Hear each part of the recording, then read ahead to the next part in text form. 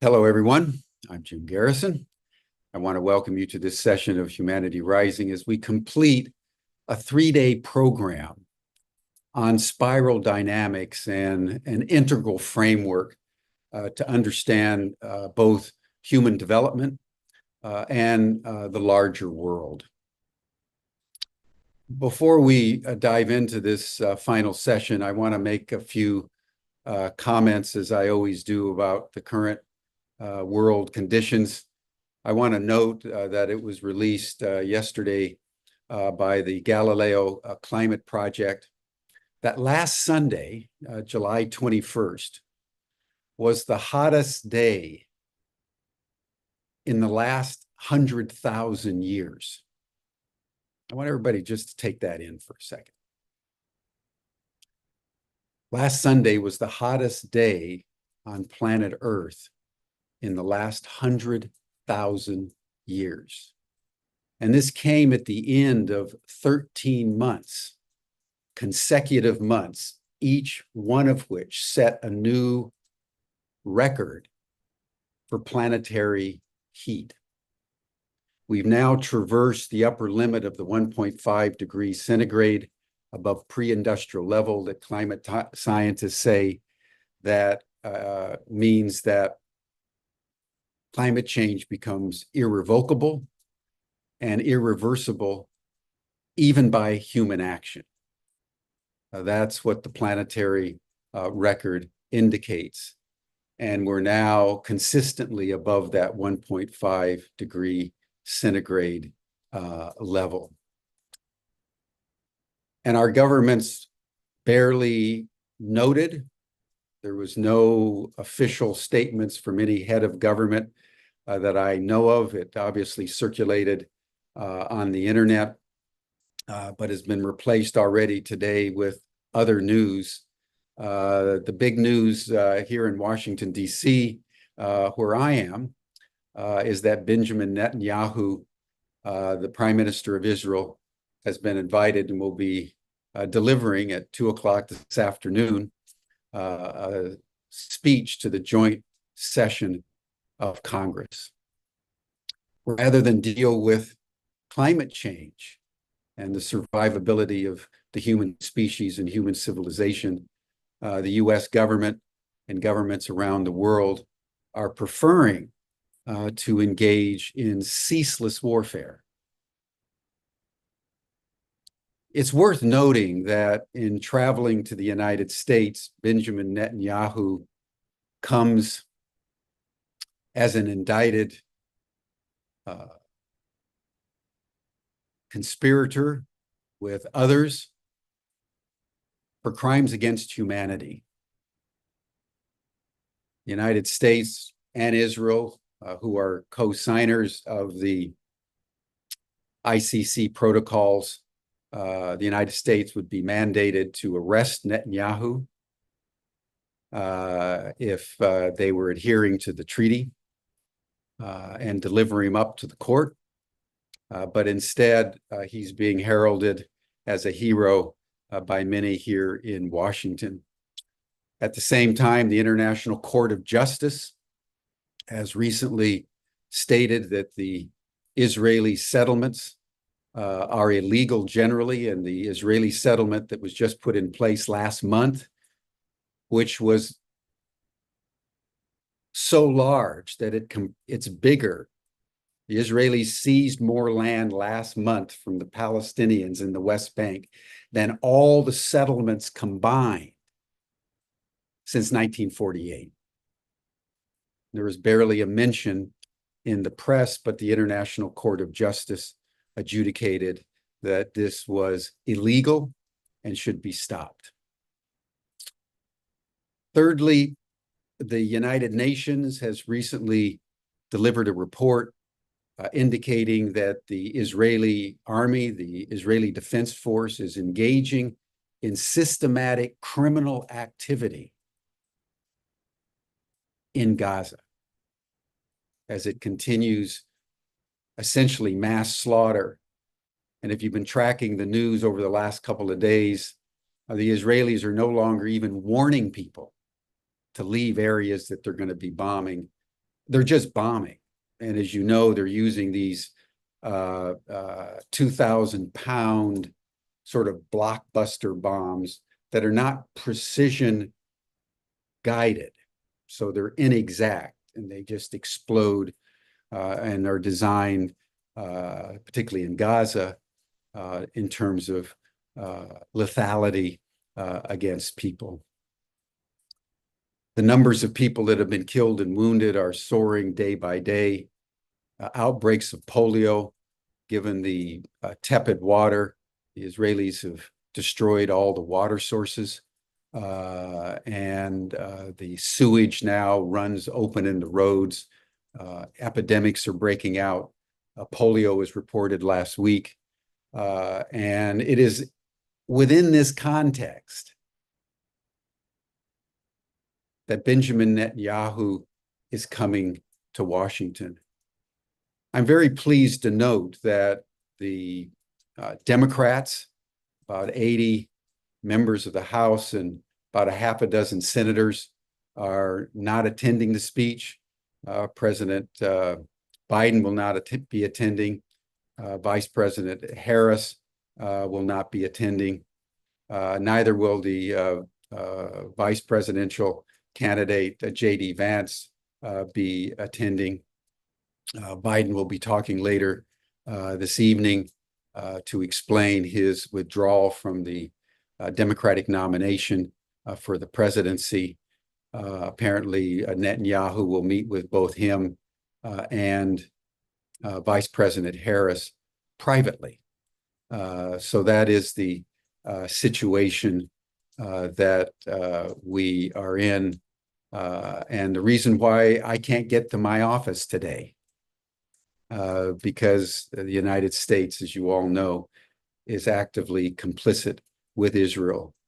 And the level of complicity, and with this I close, is that just last week, in preparation for Netanyahu's visit, Secretary of State Anthony Blinken announced, without evidence, simply announced that Iran was within days, maybe weeks, of building a nuclear weapon, which was a perfect antecedent to Netanyahu coming, because Netanyahu can build on that and make the statements that we all know he will make to justify genocide in Gaza and the Israeli intent to widen the war in the Middle East. The juxtaposition between an announcement that we just experienced the hottest day in 100,000 years and are traversing the upper limit within which human action can reverse climate change, and what Israel, backed by the United States, is doing in Palestine, is such a contradiction. It's such a polarization of the psyche that it's hard for us to hold. And I want to honor how hard it is for all of us to hold reality at this moment in time.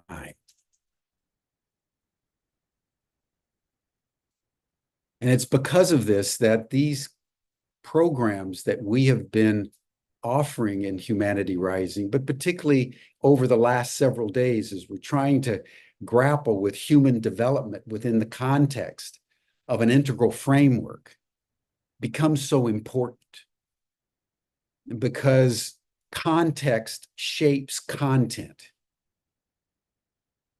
And so understanding the larger picture, understanding where human development has come to based on where we've been, enables us to understand more insightfully the regressions that take place as we slide down the evolutionary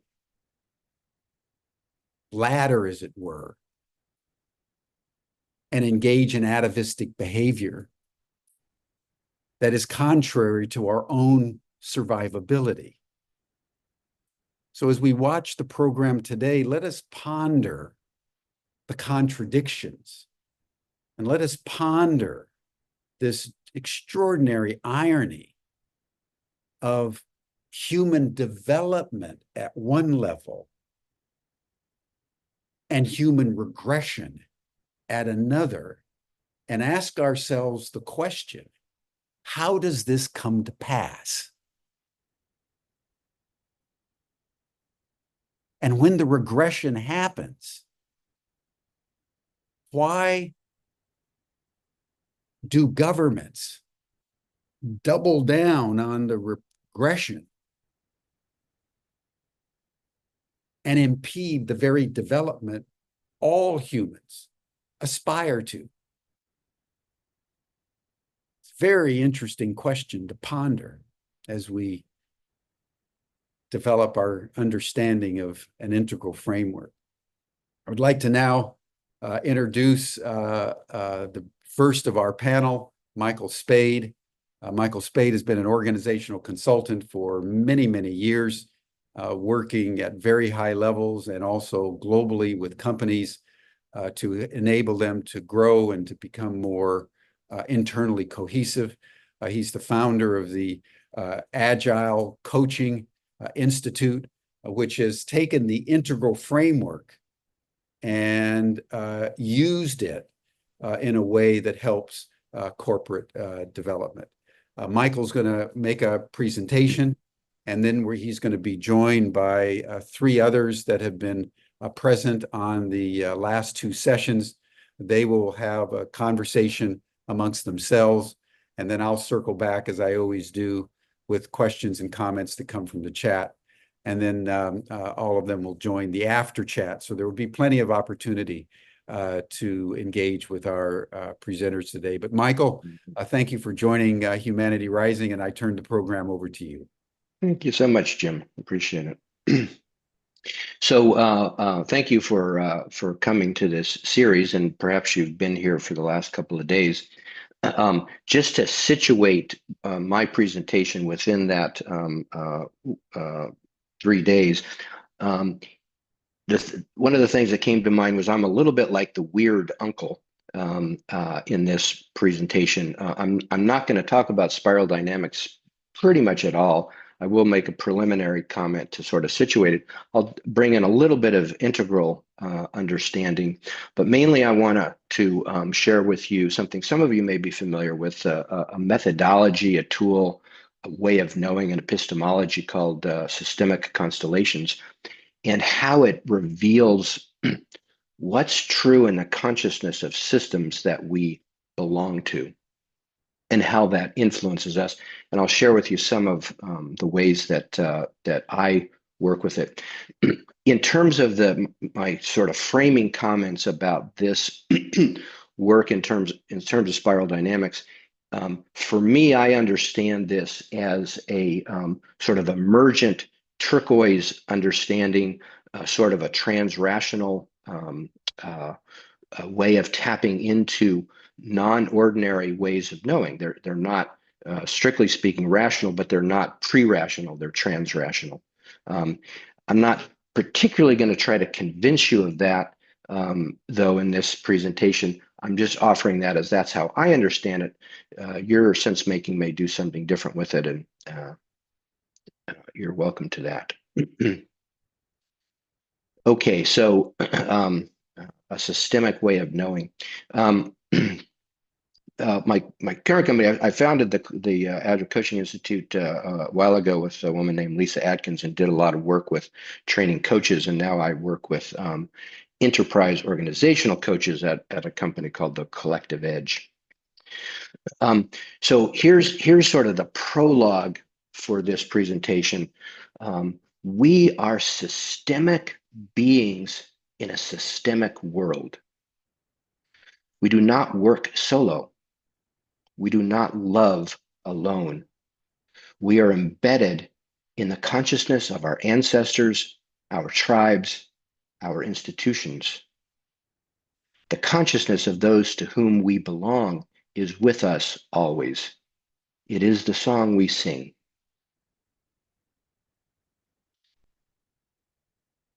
And just feeling into that as I say that, the systemic constellation, the systemic management way of understanding things is, for me, has an embodied profundity to it that it doesn't feel intellectual. It feels, for me, embodied. It feels trustworthy in that sense. So a little integral reminder to highlight what I think is going on here.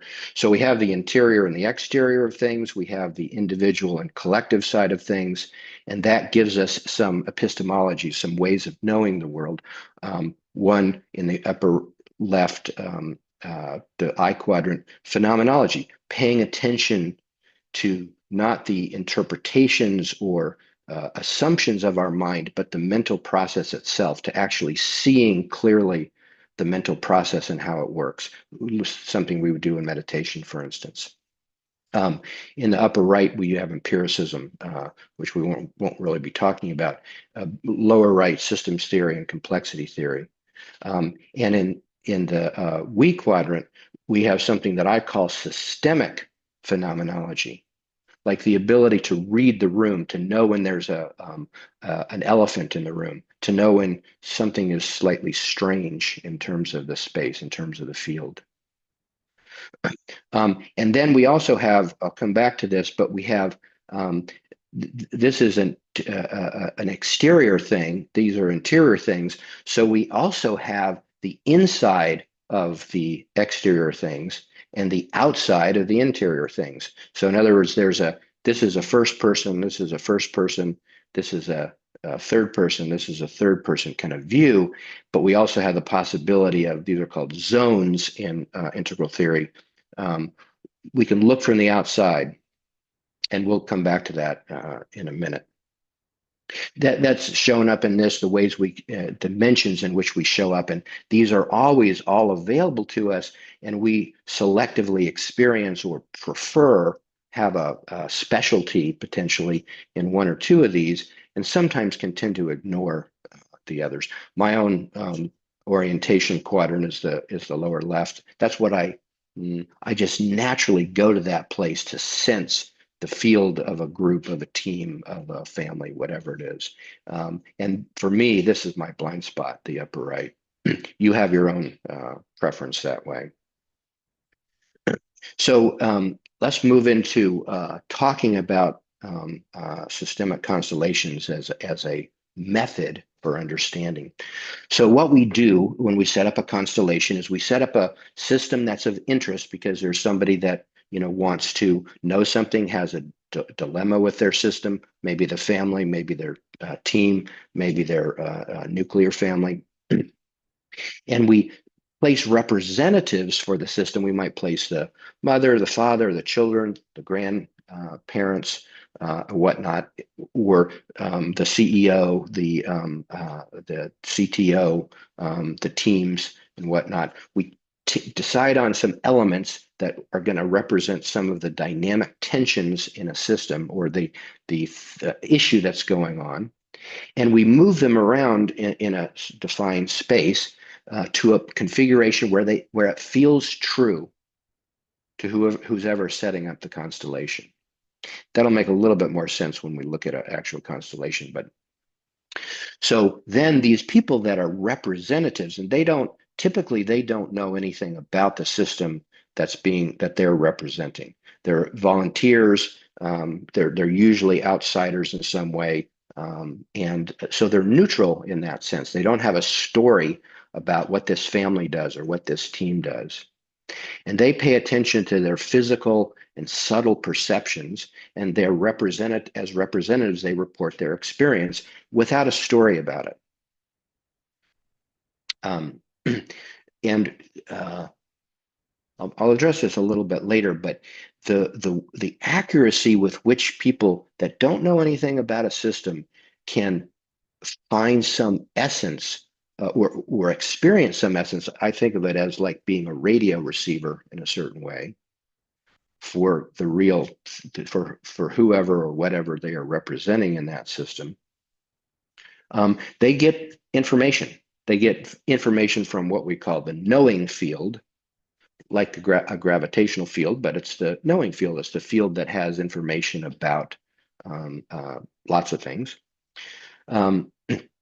So like a representative for somebody's, grandfather or something, might say they have a real pain in their right leg, and it just feels like so intense they can't stand it. And the person whose constellation is being set up might say, "Oh my God, my grandfather had his leg amputated in the war."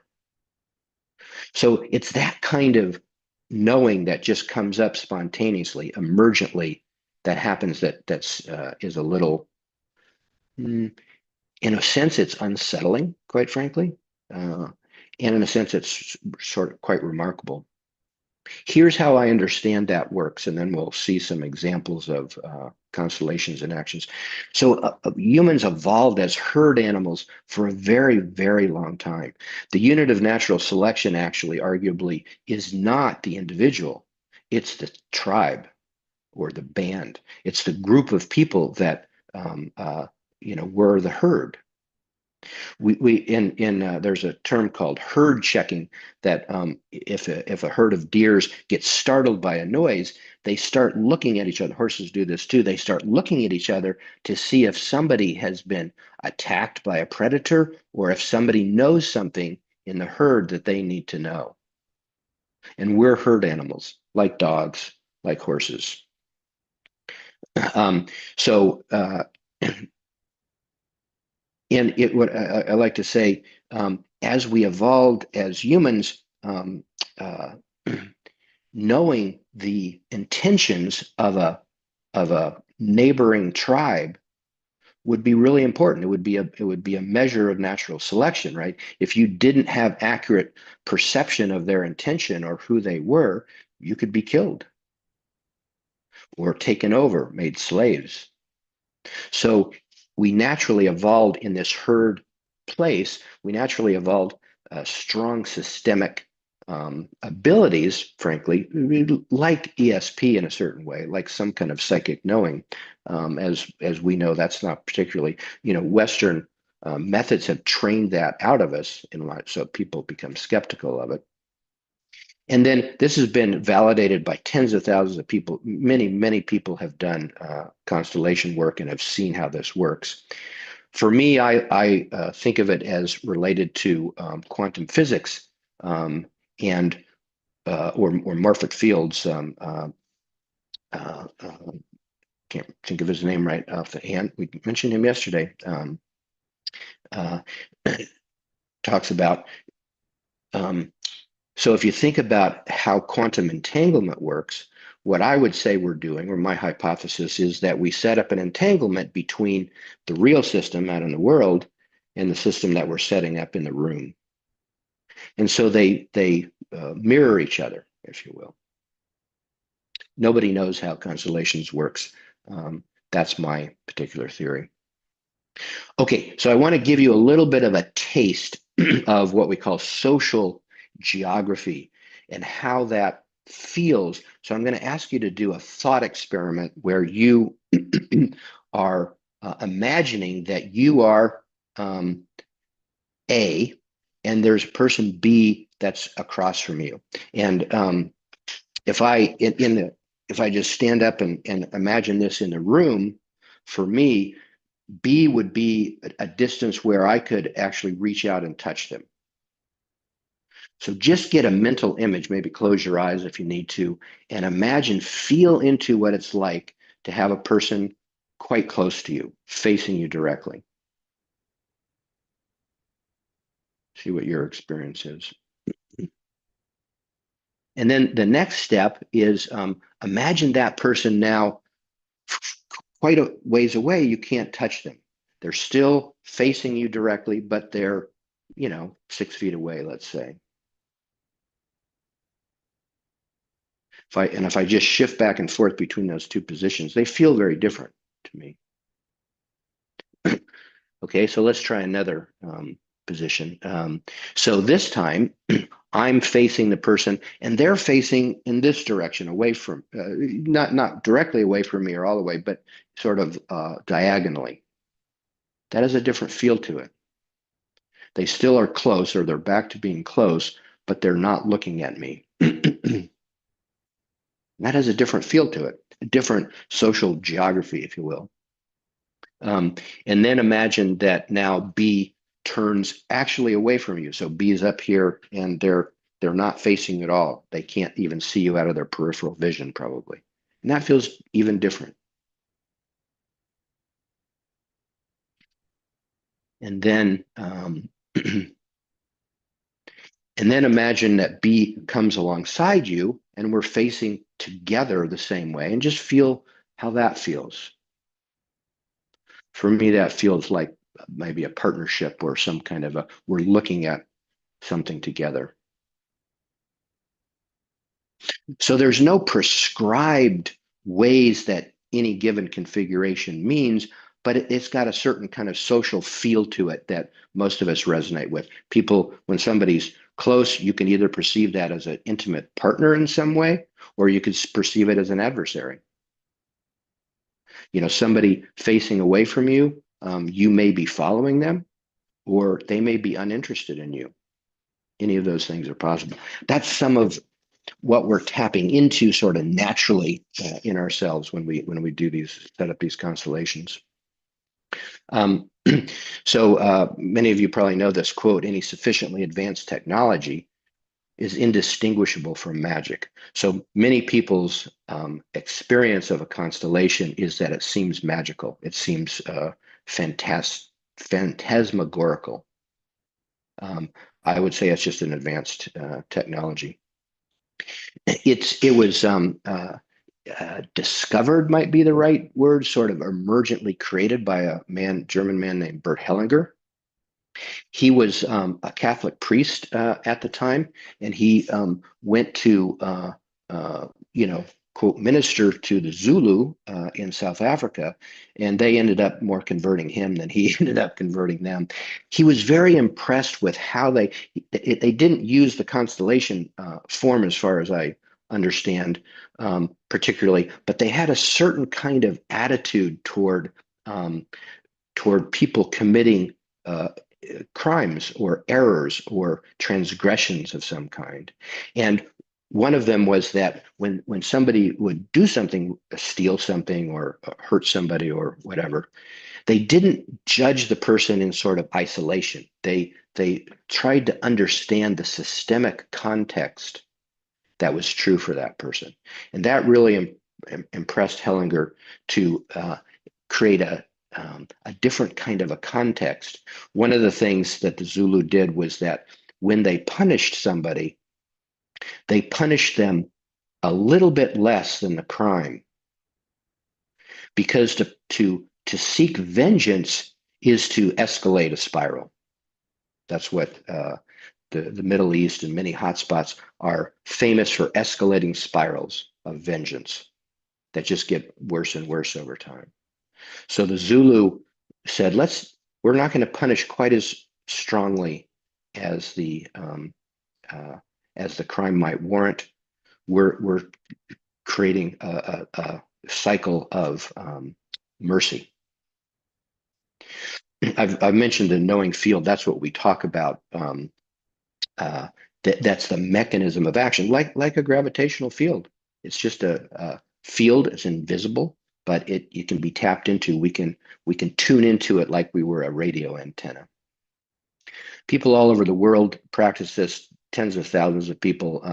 Europe started, Latin and South America are really big. The U.S. is rather behind, I would say. It's certainly become more popular in the U.S. There's quite a few practitioners, but not like in the rest of the world. So a few concepts. We have in constellation, we have a concept called the group conscience. And the group conscience is driven by our instinct to belong to systems. If you think about it, in ancient times, a penalty for a crime that was essentially death was banishment.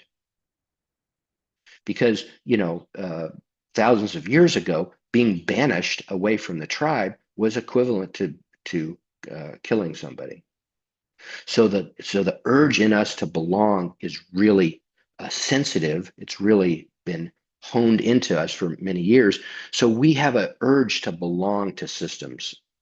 And the group conscience emerges because of the strength of that. And when we go against the culture or the conscience of a system, we feel uneasy. You know that when you go into a new job, when you go into a new social situation of some kind, you haven't yet detected what the group conscience is. And so some people I personally tread really lightly when I don't know. I listen a lot. I try to perceive what's going on. If we step outside it, we feel uneasy or guilty. If we fit inside it, we feel innocent.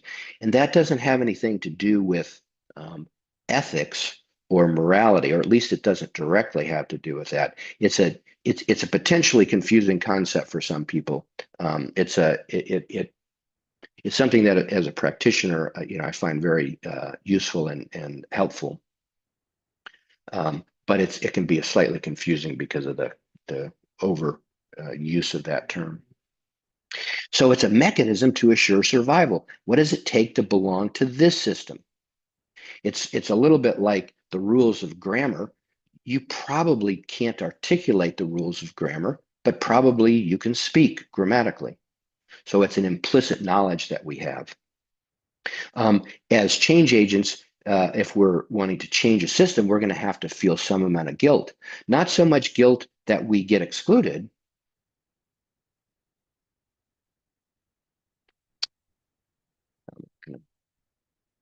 Okay, so there's three fundamental um, principles, I'm going to call it, about systems that create a certain sense of flow. The first one is belonging.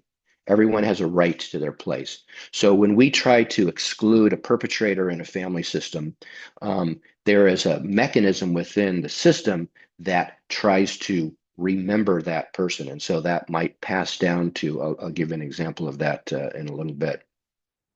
Um, and let's see what I want to. I don't want. I'll leave that there for you to see some little more detail. So the second one after belonging is exchange. There must be parity in what people give and what they receive.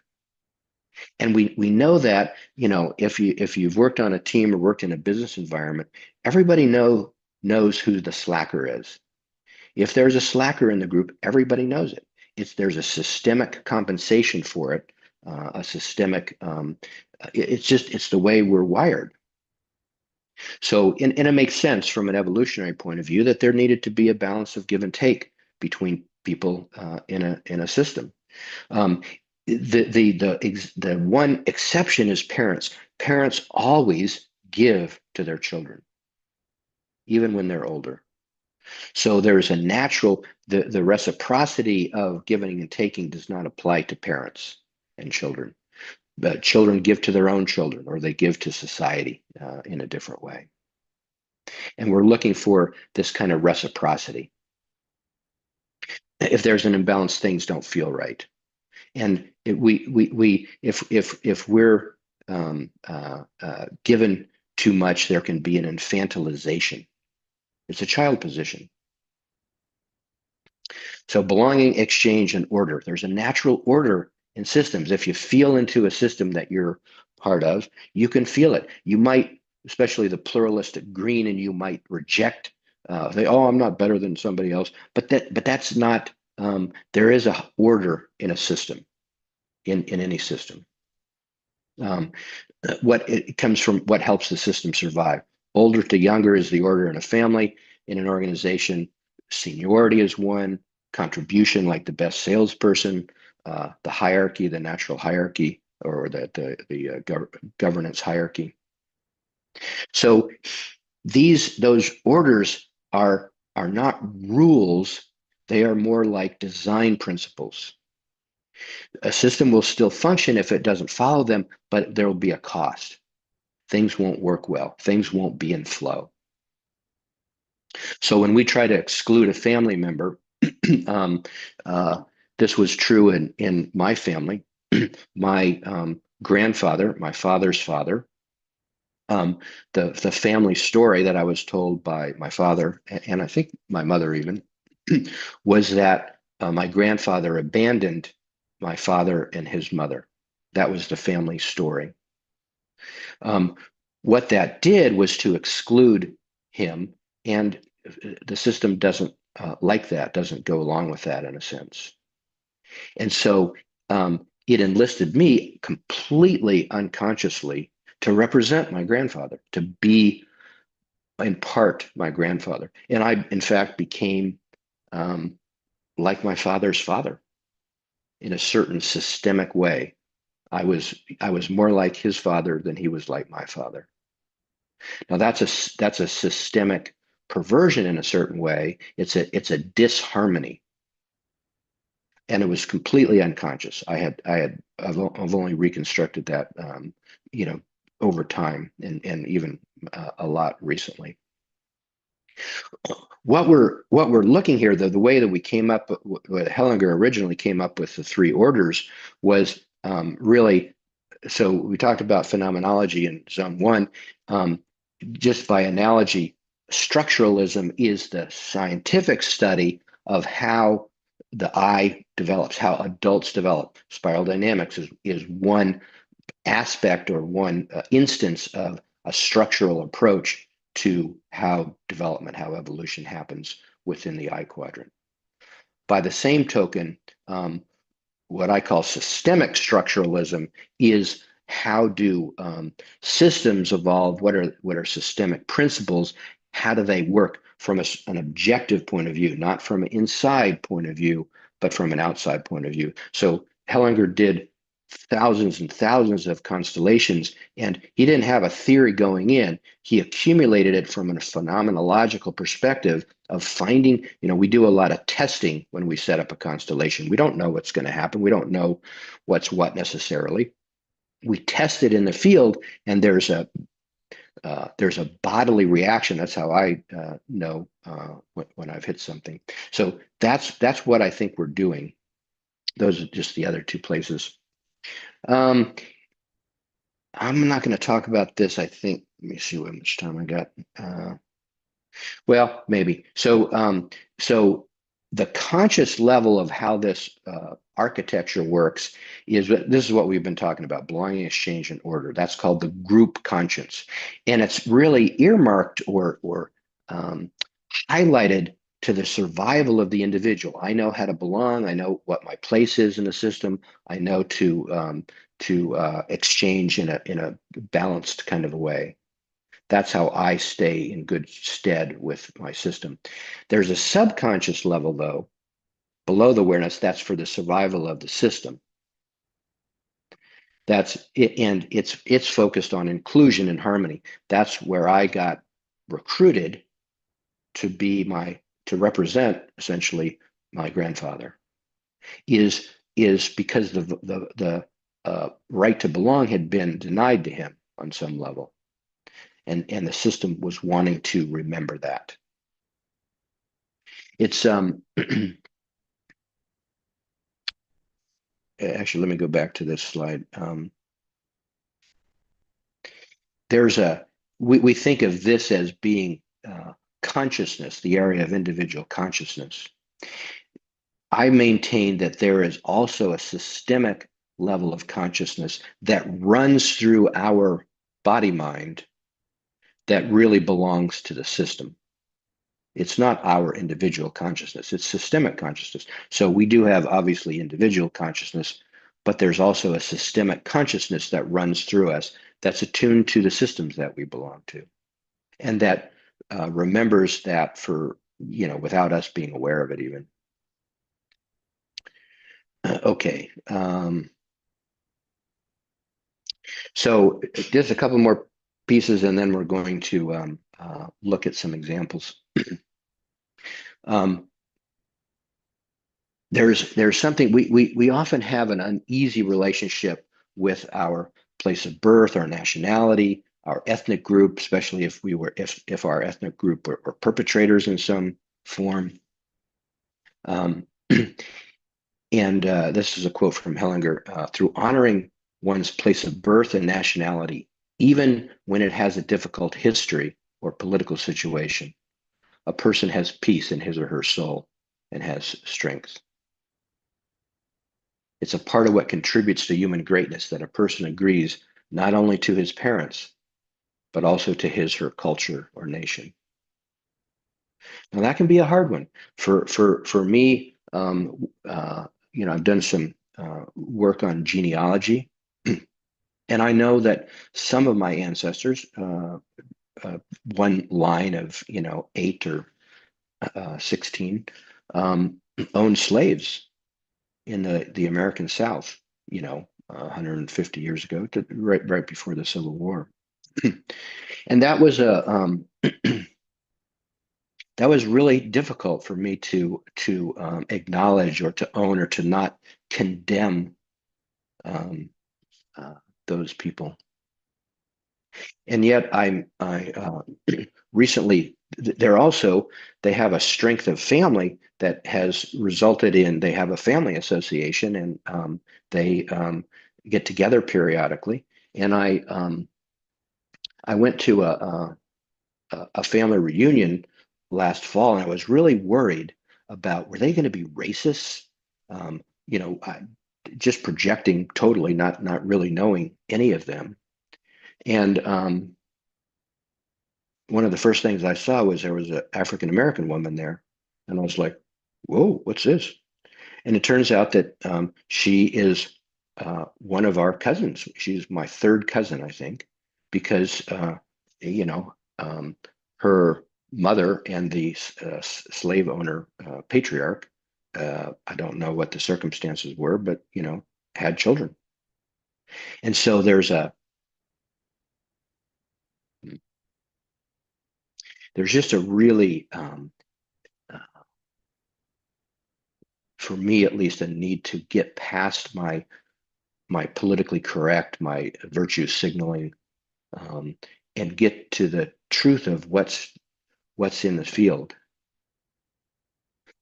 She's a family member, which is kind of cool, actually.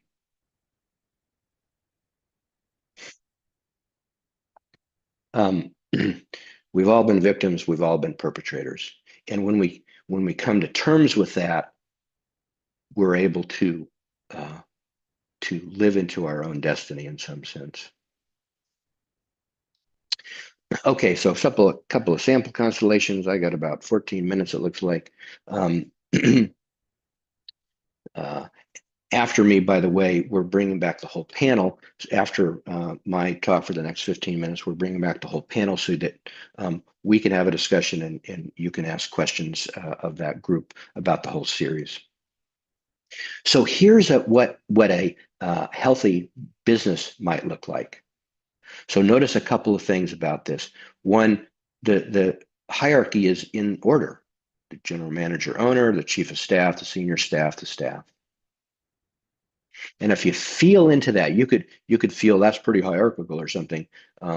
If you feel into it systemically, at least my uh, body experience of it is, I feel peace with that.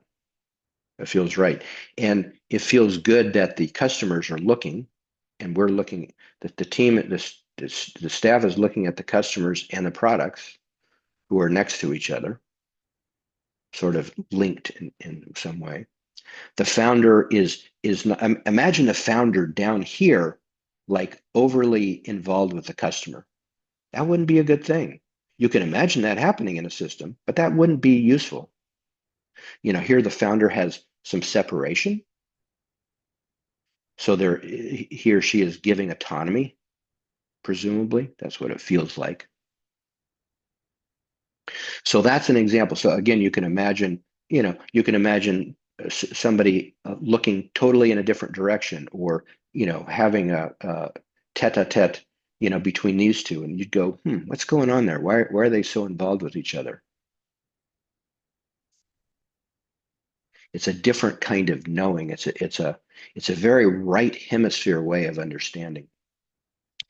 Here's another example of a business. This was a constellation that I was in a program, and it was set up for me and my situation. This was my business. I was the founder. This was my partner, and this was our operations manager.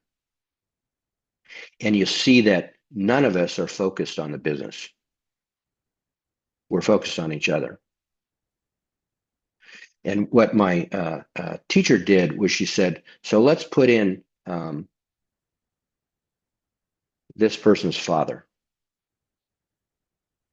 because this was her daughter.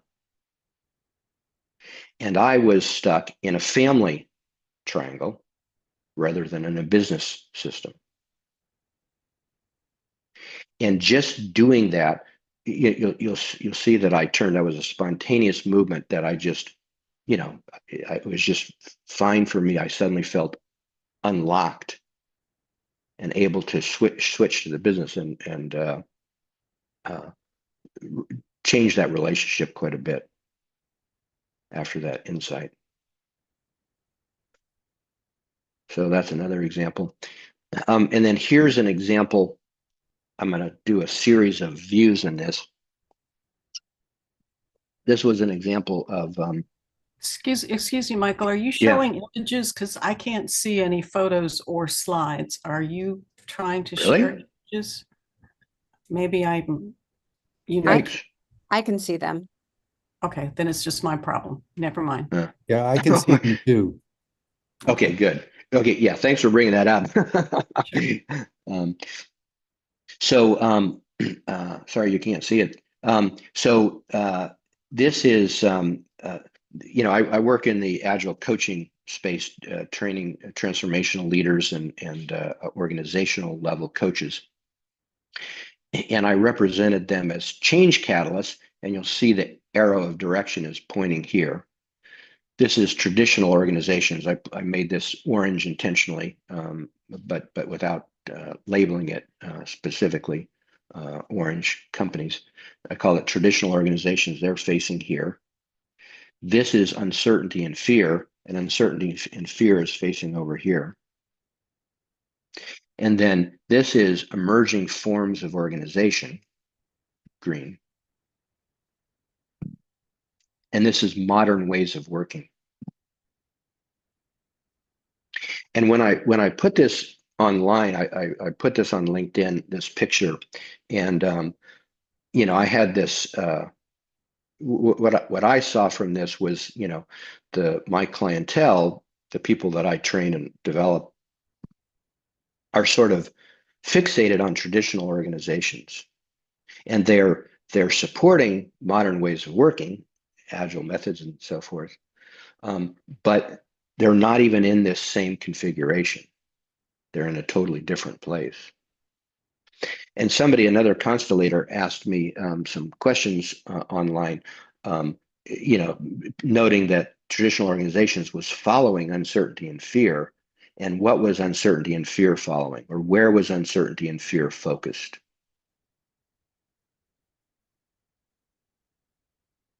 So this is a detailed view of where uncertainty and fear is focused. Nothing is there. And this colleague suggested who are the beneficiaries of this current situation and who are the exploited in the situation. And when I set that up, what came in immediately was corporate owners, billionaires. Those are the beneficiaries of the situation, and wage slaves. Many people are addicted to the good living that orange companies make for them, even when they don't do what they want to. Whoops, sorry. So that led to, for me, a major insight. Like, oh my God, oh geez, it just, it wasn't like I had a theory about that. It's not something I would have said before. It just appeared to me in the space. And then it made sense for the change catalyst to just pivot from looking here to looking here. You know, and my insight about this whole situation is, you know, the modern ways of working that modern traditional organizations have been trying to bring in, the systems don't really want to change that way. It's a real big change in paradigm and in power relationships, in ways of understanding and managing and leading. It creates more the need for higher emotional intelligence amongst leaders, especially executives. It creates less certainty in a certain way. And they're perfectly satisfied with this system and how it works. Works really well. They make lots of money. These people make lots of money. They feel trapped, but still they have a good living. And these people that I teach, if they pivoted over here, it would change the whole system. It would change the dynamics of this. All right, I think that's got about 6 minutes left. So let's open it up for questions for me specifically, and then in a few minutes we'll pivot to the whole panel. Is there anything in the chat or anything that anybody wants to bring forward in the panel?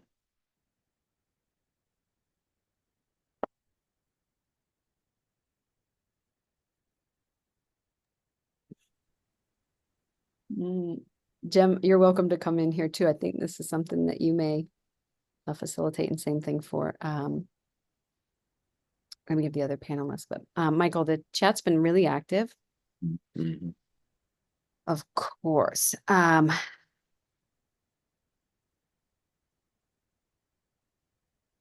Sorry guys, I'm scrolling just quickly through. Yeah, thank you.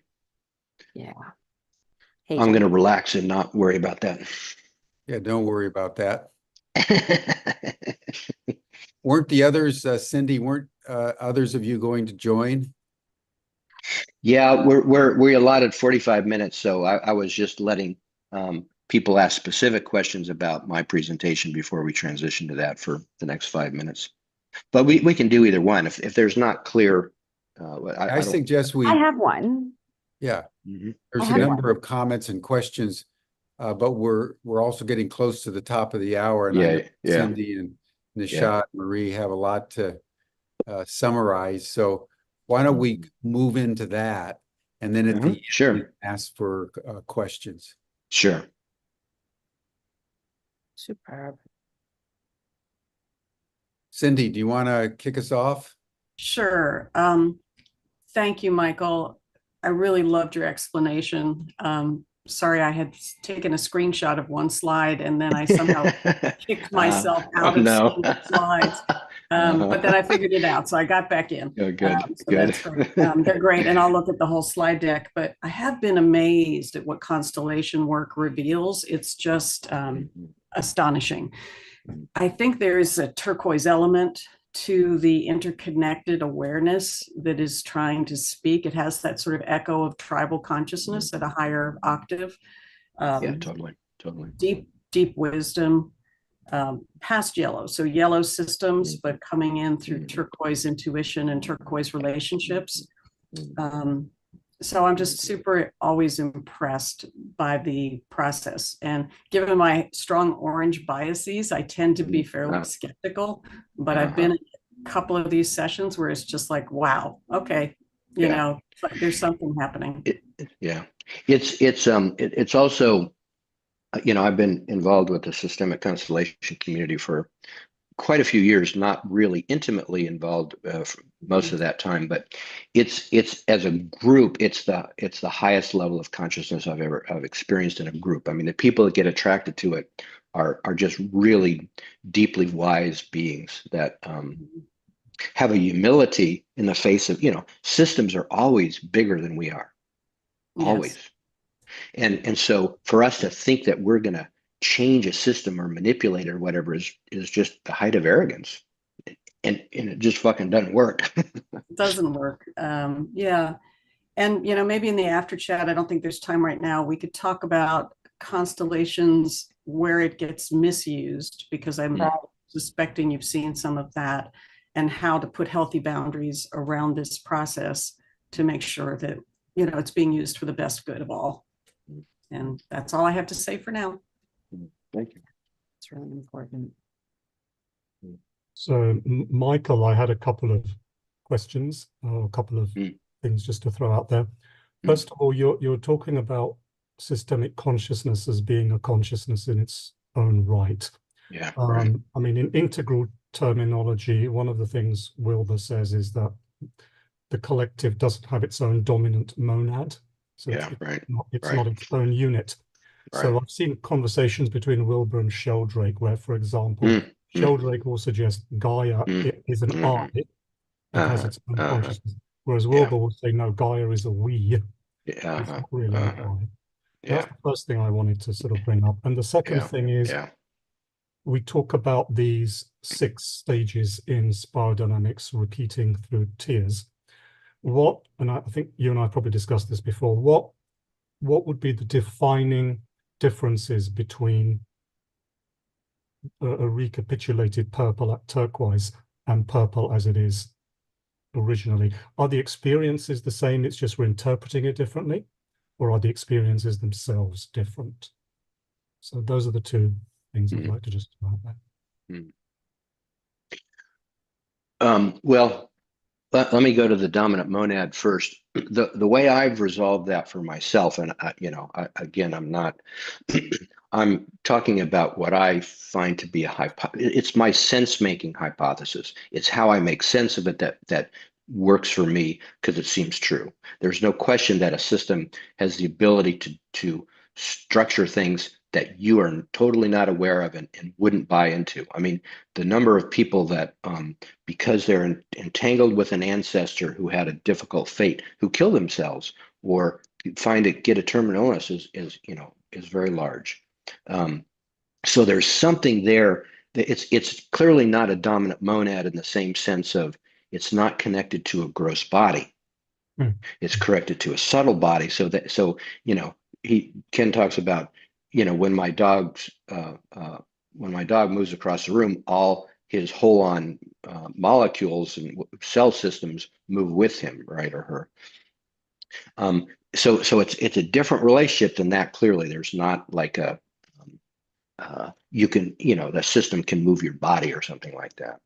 But there's something that's, systems act as if they have consciousness, and they act as if they have behavior or intentions, and they act as if they choose things. That's what's true phenomenologically for me. How I understand that, So we don't necessarily have to have something that has a subtle body doesn't necessarily have to correlate with one gross body in the same way that we would. Yeah, that's what it seems like to me. Your other question about Nishad, you should get a little closer to your mic. You're a little challenging to hear. Okay, sure. Sorry. Yes, that's a good sound.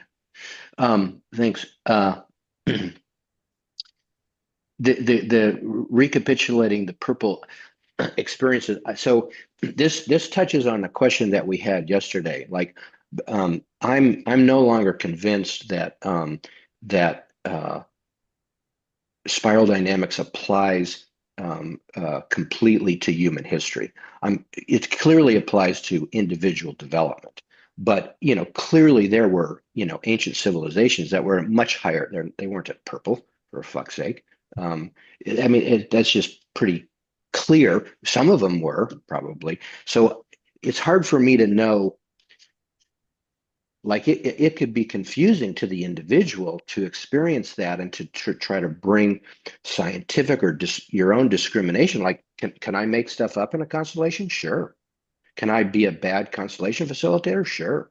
And maybe it taps into my own magical thinking or egoful thinking or something like that. Sure, that's possible.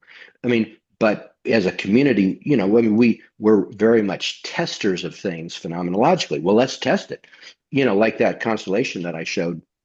We when I did that with a cohort that I lead, I did it blind, so they didn't know what they were representing. I mean, and that's a common thing. You don't want the people always to know, because you don't want there to be any question about whether they're manipulating things or just getting into a story. And so that, you know, I labeled them A, B, C, D, and E, and they intuited, oh, I want to be E, you know, I want to be B, and they represented true to that. So that's, for instance, that feels like an empirical almost thing to do, to test, you know, rather than assume that, you know, I'm projecting things right. Does that make sense? Mhm. You got a response here? I mean, one possibility that I'm playing with here is that if we say that the spiral dynamics model itself, which is quite a linear model, and that's built on quite linear time, one directional time, is itself coming out of a yellow consciousness. If spiral dynamics is the yellow consciousness, could it be that when we're moving into turquoise, our notion and experience of time itself changes? So instead of seeing these models in such a linear way that we see it yellow, we'd move to more non-linear forms of time and non-linear readings of history. And then we Yeah, don't have that's to interesting. insist that ancient tribes are purple and red. Yeah, right. It can be more nuanced than that, or subtle than that. And perhaps any given tribe or civilization did go through those developmental stages, but maybe reached a much higher stage than what we give them credit for retrospectively today. Mm, mm. Interesting. Yeah, thank you. Yeah, sure. Heard a question from the chat. Rick Botello was asking a very interesting question about how the sense of belongingness contributes to a group's moral hypocrisy. Mm-hmm. You know, and I think Oh, that's yeah. an important issue to Nishad's first question about, and your point, Michael, about the fact that the system seems to have its own consciousness. If you think of Jung, and he gave some lectures at Yale University in 1938, the Terry lectures. He was trying to understand the phenomenon of the rise of the Nazis. Yes. He developed this whole notion, what he called mass hysteria. And he says what characterizes mass hysteria is that the individuals is all perfectly normal and very conventional. But collectively, they're engaging in something that can only be considered insane. As the collective is in the grip of what he archetypal formations. Yeah, right. And it's worth noting this, that Germany at that time was the most Christianized, sophisticated, scientific, technologically advanced nation in the world. And within a generation, it descended into the abyss. The archetype of Wotan in Jungian terminology had risen up to seize it. And it was, in fact, he said, the elevated ascent of the Germans disconnected from nature that caused their fall. So it was sort of like who was the young man in Greek mythology that flew too close to the sun? Icarus. Icarus, that the Germans flew too close to the sun. Were disconnected from their lower chakras or the earth itself, that caused the openness in individuals for a collective consciousness that in that case brought their fall. I mean, how would you understand this complexity within your notion of sort of integral constellations? Well, I didn't fully grasp all of your argument, I don't think, to be honest. I mean, it sounds very interesting. What I would say, there's, you know, constellation people, including Hellinger, have done a lot of work with Nazis because, you know, that's obviously a shadow issue for the whole German culture.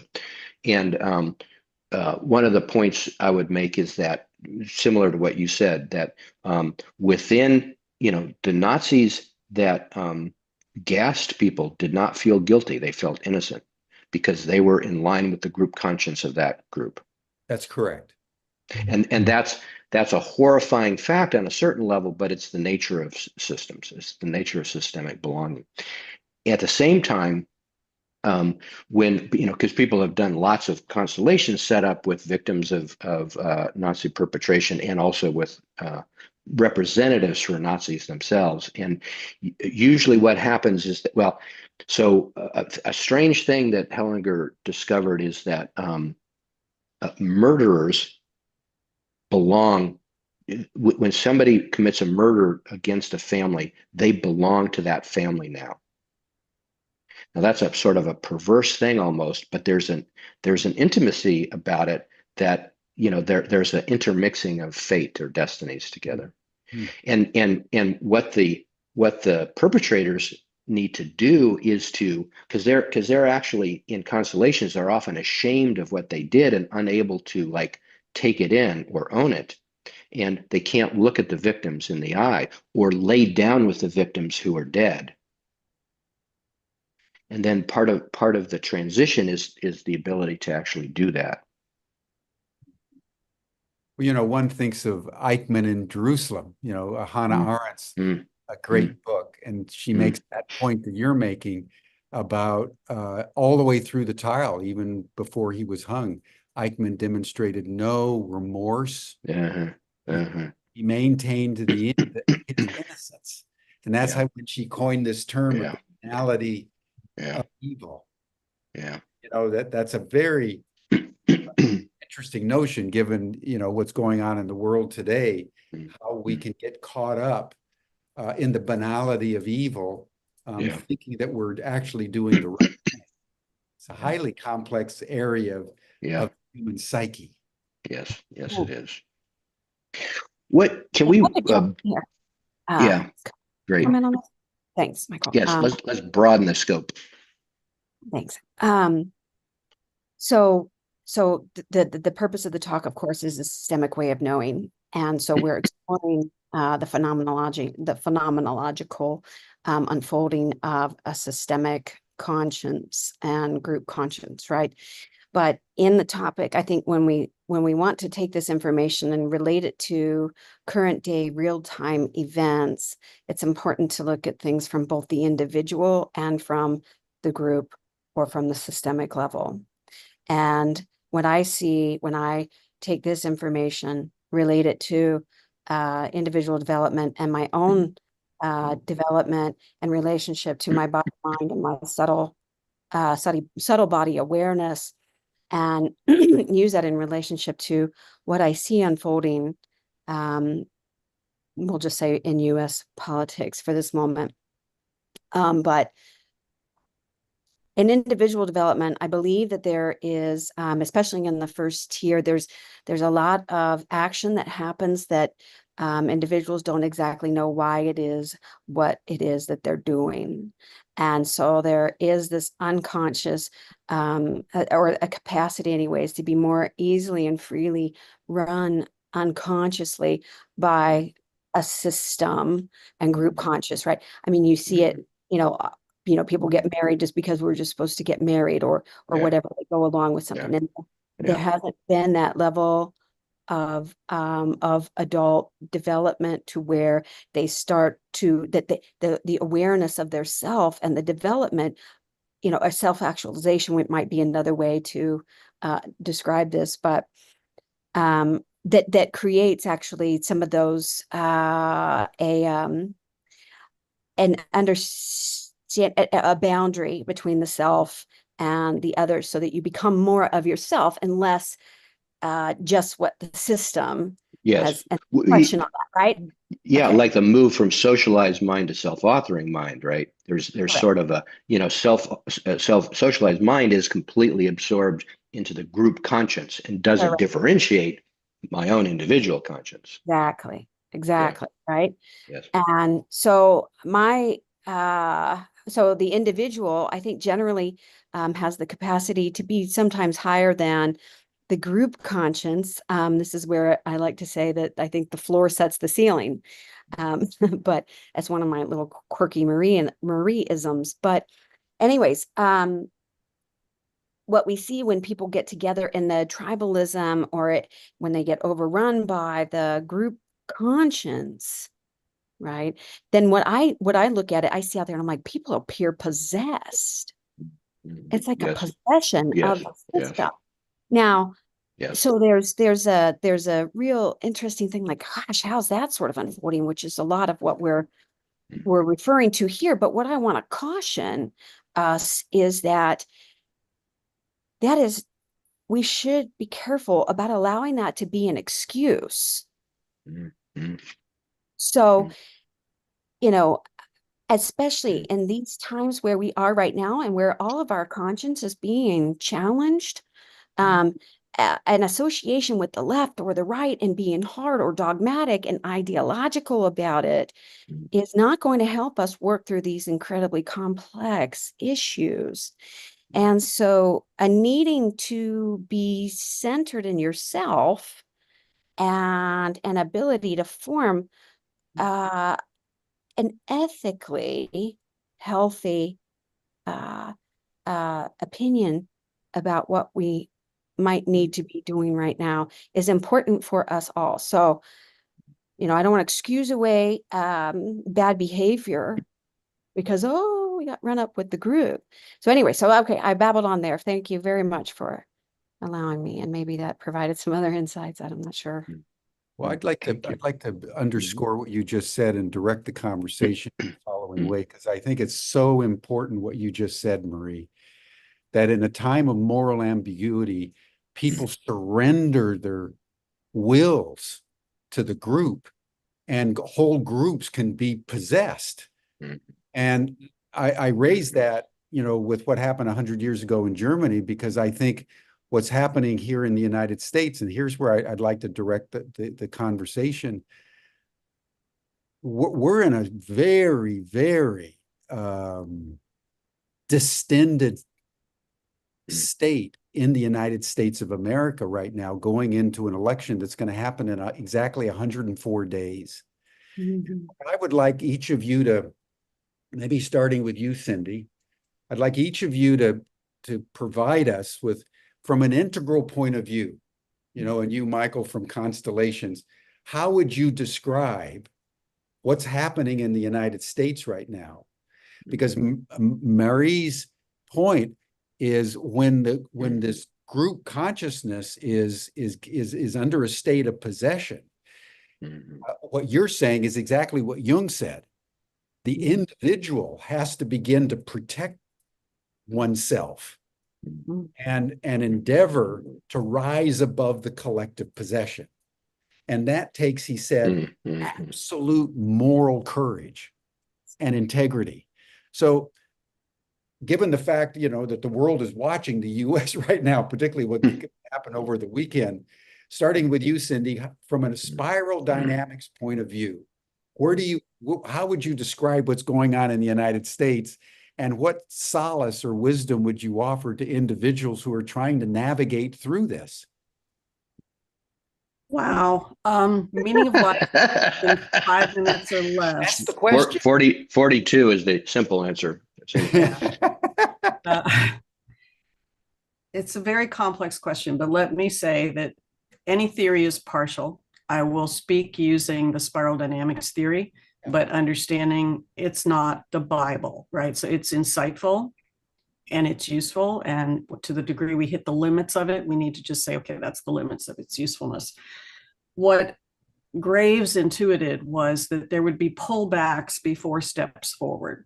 So as we near a shift where the center of gravity of the country is shifting from blue to orange, which is kind of what was happening in the American Revolution, there is a regression, and there are people who solidify on opposite sides and become ideologues and access their red bloodshed and go to war. All right. And so that pull down from nascent orange to blue to red to ties to family and purple, and the brother killing brother over who's the loyalist to the king, is a symptomatic pullback of a progression that is a significant progression trying to happen.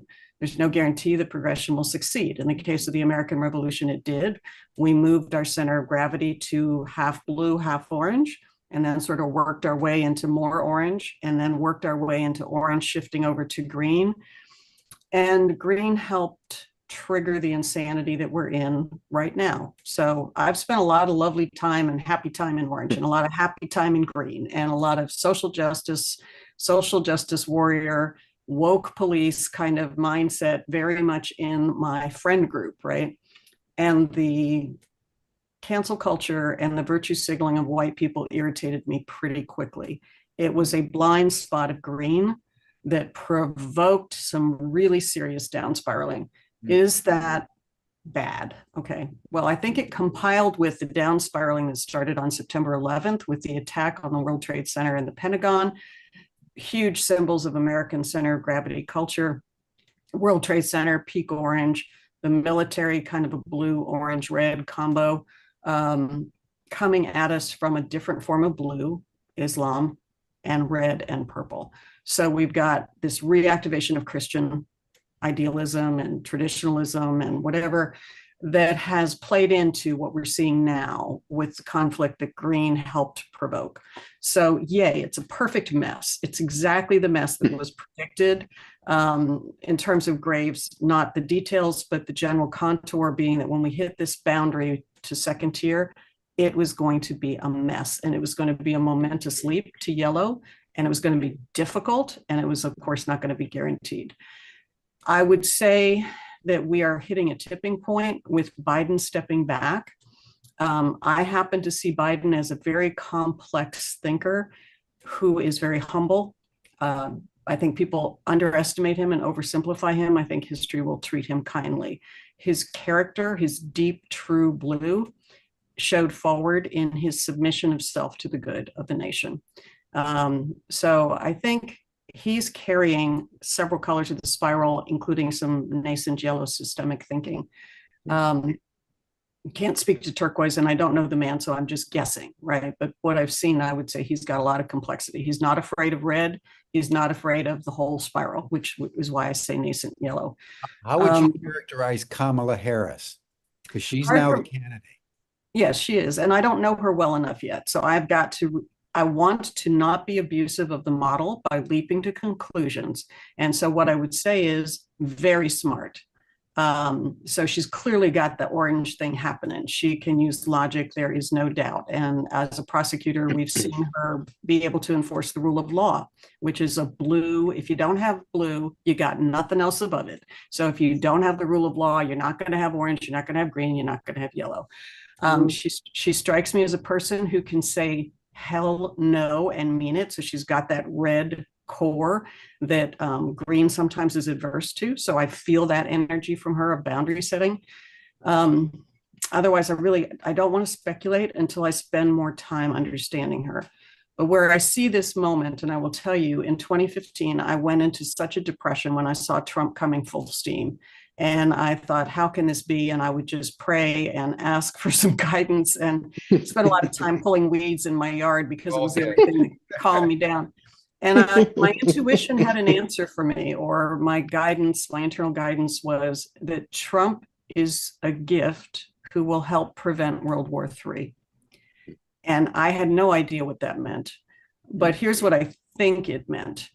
I think it meant he was going to bring the shadow up, just like an abscess has to come to the surface to rupture. Somebody had to play the role of the abscess. He is playing the role of the abscess for our culture. All the nasty, shadowy, icky, misogynistic, racist crap is coming to the surface, along with speaking some truth to green that green is needed to hear, right? So I think there's some growing up that green needs to do. And I think he's worn out his welcome. I think he has served his purpose. And that oil is about to be lanced. And hopefully sunlight, yellow, healing is about to happen for our country, but it will not be overnight. It will take a while. And what the systemic antibiotics are, I'm not entirely sure, but we are going to need to think about what is the way we reweave this culture. And I like the word weave that David Brooks uses a lot. I think it's a nice way to think about the spiral. We need to go all the way down, beige, purple, up, and reweave our narrative as Americans. What do we stand for? Who are we? And what is our belongingness? What is our sense of a group? So I think I'm optimistic, but it's an emotional roller coaster these days with unpredicted things happening. So fingers crossed, lots of prayers. I'm optimistic that we're headed in the right direction. Yeah, it's an important point that before the leap forward, there's often a regression that feels really messy, but is actually the fuel. For the leap forward, assuming there are enough morally conscious people, coming back to Marie's point, involved in that system that can be that critical mass. And that's the Humanity Rising community, right? That's your communities. That's the communities of all people of goodwill out there that need to keep their heads while everybody around them are losing theirs and not succumbing to the mass hysteria. But Marie, you wanted to say something then? They're so nice. Thanks, Jim. Yes, I'll say from a systemic sort of point of view, there's like the destruction and then there's the creation, right? So there's a destruction that's happening right now. Then there'll be the creative energy that will create something new, potentially, assuming that we don't press the nuke button. But the one other thing I think about, just particularly with regards to US politics, I think that what we're facing here, maybe more particularly, is a breakdown or a real viewable picture of a breakdown of only a two-party system. These issues are way too complex. In other words, Christianity has been hijacked by the left and by conservative. I should be able to be a Christian and still be considered have liberal leaning values. A conservative man should be able to believe that a woman has the right to make decisions over her body and not have to be a conservative and not have to be a liberal, right? He can still be conservative leaning. So, and then the other thing so right now we're stuck and just talking about things in terms of left and right and red and blue. And I think this is bigger than that. And more importantly, I would look at the economics of things, because I think economics is really what this comes down to, that the amount of economic disparity that exists in the US that is in rural cities, that is in inner, so out in the rural, in the country, there's tons of people in poverty. There's tons of people in poverty in the cities. And at the other end of the spectrum, right, you think about tension, then you have unbridled wealth that is building right now. And you have an unwillingness for us to put some constraint on that. So we're doing everything we can or whatever on it from addressing the poverty, but we're not addressing this unbridled wealth that's growing. And that's going to take taxes on corporations and taxes on the extremely wealthy, which is incredibly unfriendly if you're a political candidate. So there's a little bit more of an elaboration on how I see things that are unfolding right now. And maybe. Great. Thank you. Nishad, what would be your wisdom on this matter of describing the current state of the United States in integral spiral dynamics terms? Okay, thank you. Well, I live in the UK, so I'll do my best. I want to describe the UK. It's in just as big a mess as we are. This is probably true, yes. So I'm going to give two quick answers. First of all, I'll mirror what Cindy said, which is that I think if we want to take an optimistic longer-term view, which I try to take, we're perhaps in that process where we're making a transition. We're about to make a major transition to integral yellow consciousness, which we desperately need because these polarities are now getting unmanageable. The culture wars are getting unmanageable. So some kind of bigger integral consciousness needs to come into force. The leap from green to yellow is a difficult leap. We're moving into another tier, and significant energy is needed to make these kind of leaps, developmental energy. And I think one of the ways we could understand what's happening is that energy just isn't there at the moment to the degree that we need it. And there's something pulling that center of gravity down. And again, mirroring what Cindy said earlier, we need to do some cleaning up before we can do some growing up. Before that next big growing up leap, there's cleaning up to do. And maybe somebody like Trump is personifying what needs to be cleaned up. And that's one way of looking at it. He's kind of emerged as an archetype of what needs to be cleaned up, or the worst that needs to be cleaned up in one figure. The other related way of looking at it now, if you recall the diamond model, if you recall the diamond model, we have holes, we have parts, we have fragments, and the intermediary between the holes and the parts is an emergence of self, or an emergence of the subject-object dualism. The tremendous polarities we see at the moment is clearly fragmentation. We've fallen deep into fragmentation. And that's why instead of having healthy multiplicity of views, healthy multiplicity of culture wars, they're fragmented because we've lost sight of any kind of underlying wholeness. So what's really required is to rediscover that multiplicity and to rediscover that healthy individuation that can question that narrative that we're just accepting blindly. This is where that collective takes over the individual, and we just become like puppets of the collective. And again, that needs energy, that needs eros. It's very easy to fall into fragmentation. It's very difficult to evolve and come out of fragmentation and find multiplicity and wholeness. It looks like there's a temporary lost momentum of that eros going on. It's like evolution seems to be taking a bit of a break at the moment.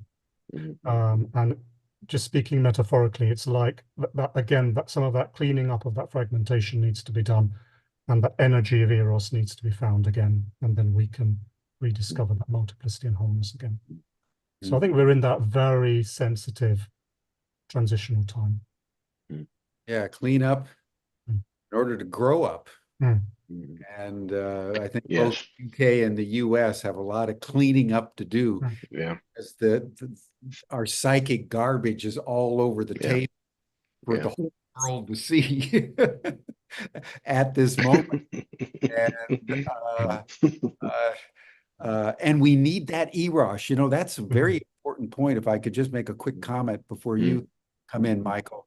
You know, that's the fundamental point that Plato makes in the Symposium, that what gives a person their generativity is eros. And that's why the word he uses for love in the Symposium, which is this sublime description of the ladder of love, as you all know, he uses eros because he says at every stage we have to be connected to that primordial generativity in our own souls that gives us the vitality to clean up, to grow up, as it were, in this particular case. So I'm glad that you brought in eros, because it's not about sex. That's a derivative.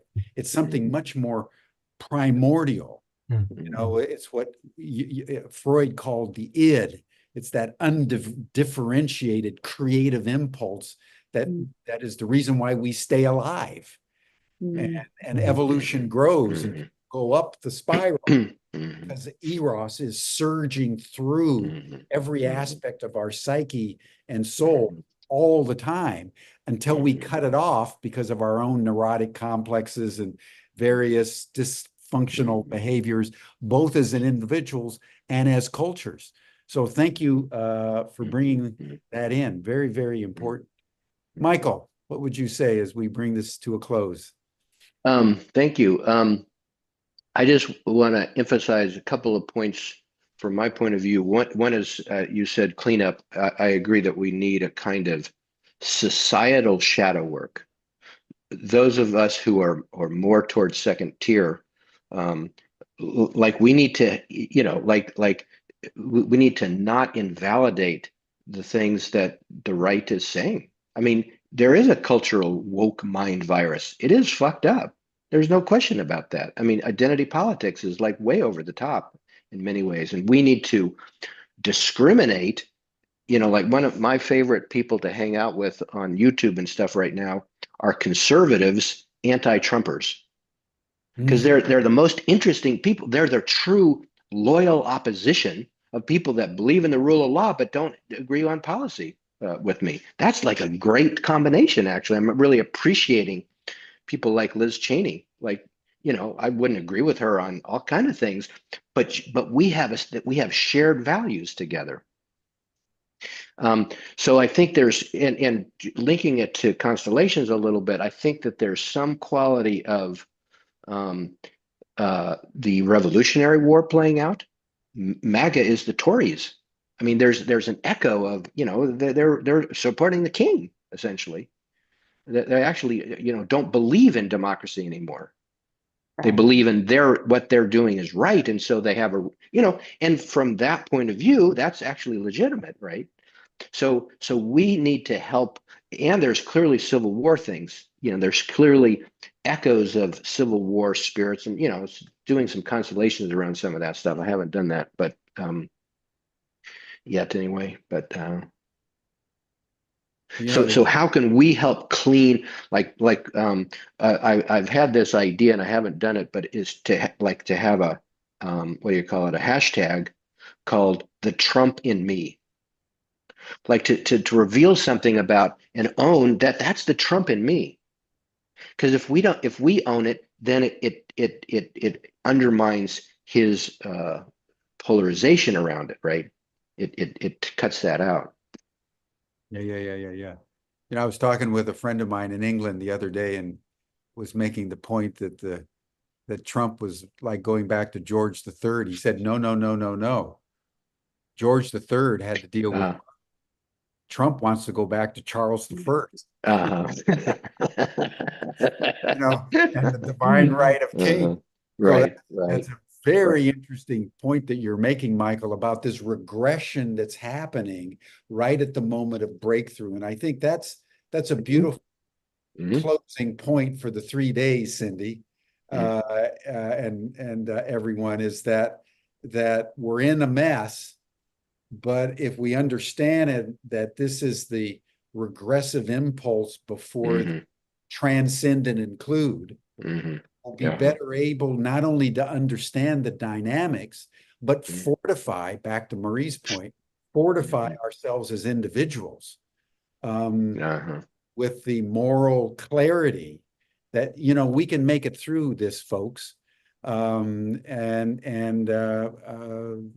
is just the evolutionary impulse working itself out backwards at the moment before we all go forwards. Yes, the metaphor of the archer and the bow and the arrow. And yes, we are pulling back on the string. And it's like that gorgeous poem about parents, you do not own your children. They are the product of life's longing for itself. Your job is to be the steady, you are to be the steady bow so that the arrow may launch. It is our job to be, I think right now, both the steady bow and to be the arrow that is launched. Nice. Yes, Cindy. Well, thank you. Great phrase we could finish with. It's regression in the service of transcendence. There we go. Regression in the service of transcendence, everyone. That's a nice closing aphorism from Nishad, and I want to thank you all for this. This has been a very powerful presentation at this moment in time when all of us are trying to figure out what on earth is happening. And we're all suffering from headline trauma syndrome. Headline trauma. Everybody's flipping out, man. I love that.